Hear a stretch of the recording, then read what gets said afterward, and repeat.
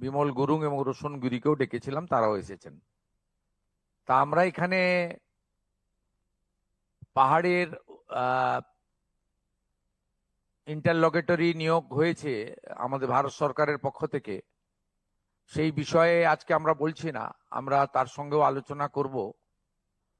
পাহাড়ের যে বিষয়গুলো রয়েছে মূলত ডেভেলপমেন্ট ওরিয়েন্টেড, সেই বিষয় নিয়ে আমরা একটা শর্ট টার্ম পরিকল্পনা আজকে নিয়েছি। সেই পরিকল্পনার অন্তর্গত আমাদের যে 4টি পুরসভা রয়েছে তার মধ্যে দার্জিলিংয়ে ইলেকটেড বডি রয়েছে, বাকি 3টেতে আমাদের প্রশাসক হিসেবে পলিটিক্যাল লোকেরা ছিল, সেখানে আমরা মহকুমা শাসকদের প্রশাসক হিসেবে দায়িত্বভার অর্পণ করেছি। আমরা চাই পাহাড়ের মানুষ তাদের যে নাগরিক পরিষেবা এবং উন্নয়নের যে অধিকার সেটা তারা পাক।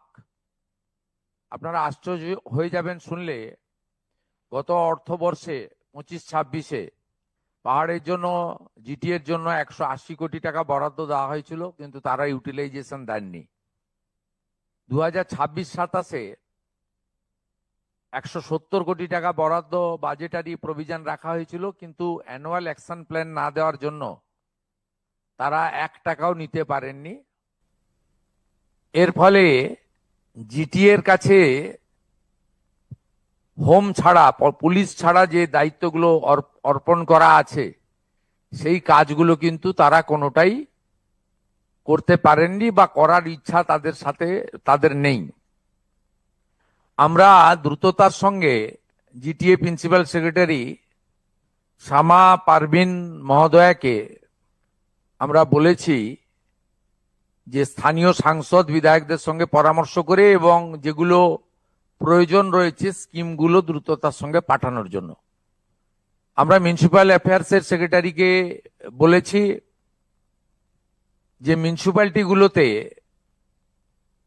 আমাদের যে বেসিক মিনিমাম এমিনিটিস অর্থাৎ drinking water, road, health system, education এবং স্ট্রিট লাইট থেকে শুরু করে, পার্কিং থেকে শুরু করে, বাস স্ট্যান্ড থেকে শুরু করে আমাদের অন্যান্য যা রয়েছে টুরিস্ট স্পটেস, টুরিস্ট এমিনিটিস, এই বিষয়গুলো পুলিশ এবং অন্যান্য ডিপার্টমেন্টের সঙ্গে কোঅর্ডিনেশন করে ইমিডিয়েট করতে।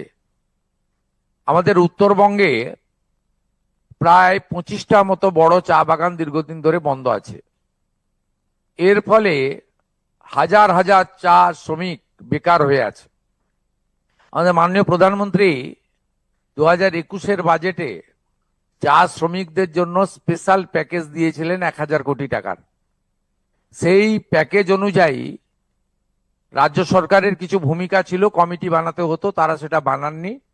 এর ফলে আমাদের উত্তরবঙ্গ চা বাগান এলাকা বঞ্চিত হয়েছে।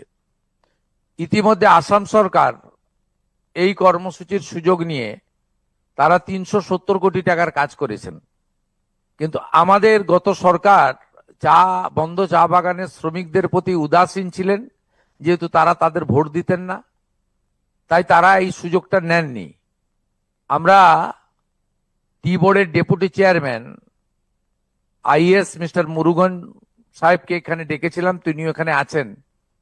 তাকে অবিলম্বে আসামে ভিজিট করে এখানেও চা শ্রমিকদের যে কর্মসূচি মাননীয় প্রধানমন্ত্রী নরেন্দ্র মোদীজির ড্রিম প্রজেক্ট, এটা কার্যকর করার জন্য বলেছি। এবং পাহাড়েও যে 10 থেকে 12টি চা বাগান বন্ধ আছে, সেখানেও 10,000-এর বেশি শ্রমিক কষ্টে আছেন, তাদেরকেও এই প্যাকেজের আওতায় আনতে পারি। ভারত সরকার আমাদের অ্যাপ্রক্স, আমাদের মাননীয় মন্ত্রী পীযূষ গোয়েলজি বলেছেন যে 300 কোটি টাকা পর্যন্ত তারা এই অর্থবর্ষে, আমরা যদি প্রপার গাইডলাইন ফলো করি, দিতে পারেন।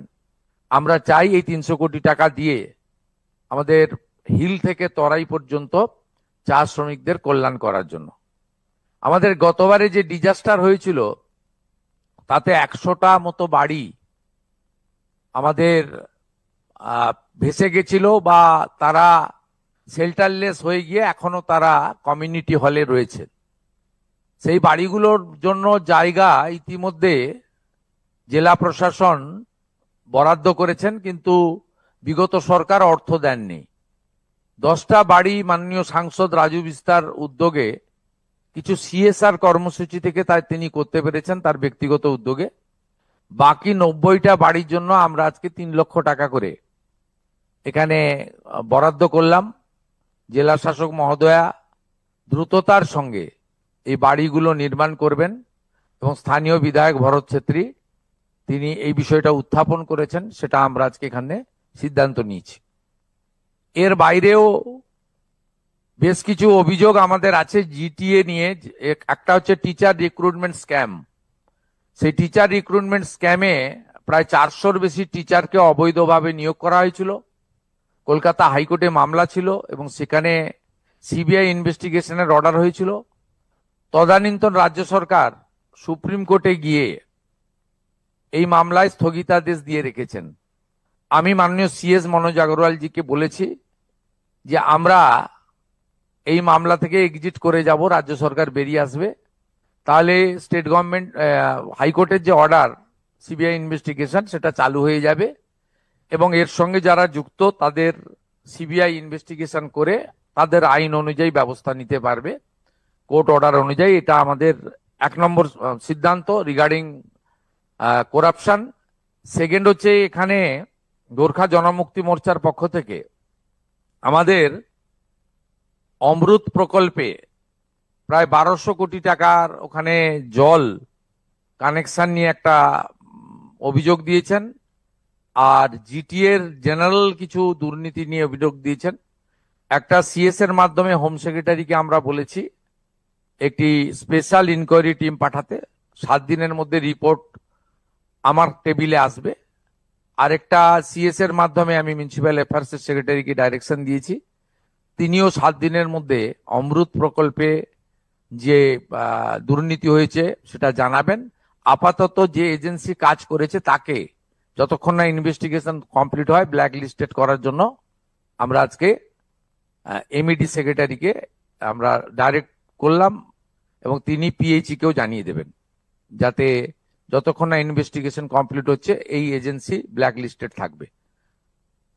এর সাথে সাথে আসন্ন বর্ষার মরশুমে প্রি মনসুনের যে কাজগুলো গুরুত্ব দিয়ে করা যায় তার কথা বলা হয়েছে এবং কালিম্পংয়ে একটি মেডিকেল কলেজের জন্য ডিএম ম্যাডাম জায়গা ইয়ারমার্ক করবেন, বিধায়ক সাংসদের পরামর্শ নিয়ে একটি ডিপিআর মানিয়ে দ্রুত পাঠালে ভারত সরকারের যে কর্মসূচি রয়েছে কস্ট রেশিও সিস্টেমে, সেই সিস্টেমে আমাদের যে 4টি জেলাতে এখনো মেডিকেল কলেজ হয়নি তার মধ্যে কালিম্পংয়েও আমরা একটি মেডিকেল কলেজ করতে চলেছি। আমি 3 জন বিধায়ককে পরামর্শ দিয়েছি অবিলম্বে এডুকেশনাল ইনস্টিটিউশন, ট্যুরিস্ট শেল্টার এবং আমাদের হসপিটালগুলো আপনারা ভিজিট করুন। যেখানে যেখানে যেগুলো দরকার, বিশেষ করে হেলথ সেক্টরে ডক্টরস থেকে শুরু করে সিনিয়র নার্স, জুনিয়র নার্স থেকে শুরু করে হেলথ মডার্ন ইকুইপমেন্টস যেগুলো আমরা এক্ষুনি দিয়ে দিতে পারি উইদিন ফর্টনাইট, তার জন্য তালিকা তৈরি করে তারা থ্রু ডিস্ট্রিক্ট ম্যাজিস্ট্রেট হেলথ ডিপার্টমেন্টে পাঠাবেন, সেটাও আমরা করব। ফাইনালি আর কথা না বাড়িয়ে, অনেক ডিসকাশন হয়েছে, আমরা পাহাড়ে গিয়েই বলবো।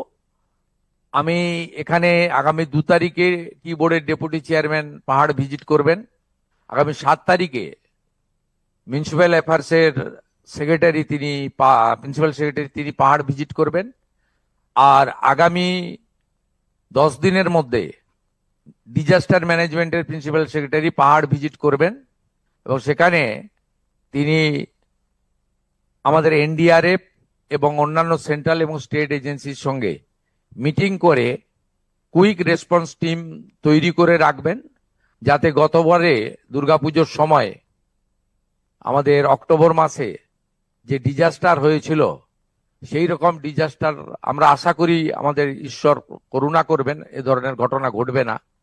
তবু আমাদের যে প্রস্তুতির ল্যাকুনা ছিল আমরা দেখেছি, গতবারে পুরো অ্যাডমিনিস্ট্রেশন রেড রোডে ছিল কার্নিভালে, তাদের যেতে 48 ঘন্টা লেগেছে।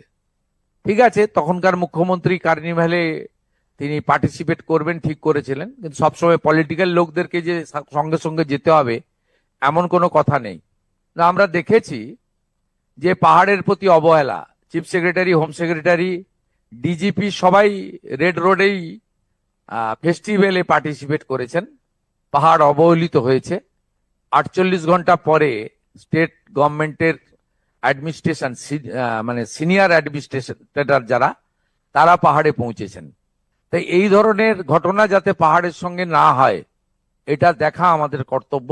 সেই জন্য ডিজাস্টার ম্যানেজমেন্ট সেক্রেটারি এখনই যাবেন এবং प्रिपरेशन নেবেন। এটাই ছিল আমাদের আজকের निर्जास वक्तव्य। मैं थोड़ा हिंदी में बोलना चाहता हूं। पहाड़ में तो हिंदी नेपाली भी बहुत चलता है। आज हमारी हिल एरिया, खूबसूरत हिल एरिया, उसको लेकर बहुत हाई लेवल मीटिंग हुआ। पहाड़ का एमपी एमएलए, हमारी जो घटक है, सब लोग मिलके मीटिंग किया। चीफ सेक्रेटरी लीड किया है। हमारी जो इम्पोर्टेंट डिपार्टमेंट है, डिस्ट्रिक्ट मजिस्ट्रेट लोग है, हमारी जीटीए का सेक्रेटरी वर्चुअली जुड़ा हुआ है। इसमें बहुत सारा काम पहाड़ में जीटीए के अंदर जो काम करना चाहिए, जो म्यूनिसिपैलिटी के अंदर काम करना चाहिए, जो हमारी चुने हुए एमएलए लोग, एमपी लोग का जो काम करना चाहिए एडमिनिस्ट्रेशन का साथ मिलके, वो सब लेकर बहुत विस्तारित रूप से बात हुआ। मैं पहाड़ की बासिंदा को नमन करते हुए ये एश्योर करता हूं, पहाड़ की विकास के लिए भारतीय जनता पार्टी का सरकार वचनबद्ध है। हम लोग काम शुरू कर दूंगा, कुछ शॉर्ट टर्म में काम करूंगा और कुछ लॉन्ग टर्म में पहाड़ के लिए जो जो उम्मीद आपका है हमारी ऊपर, वो उम्मीद पूरा करने का काम पश्चिम बंगाल का सरकार, आपके चुने हुए सरकार करेगा। यही बात था।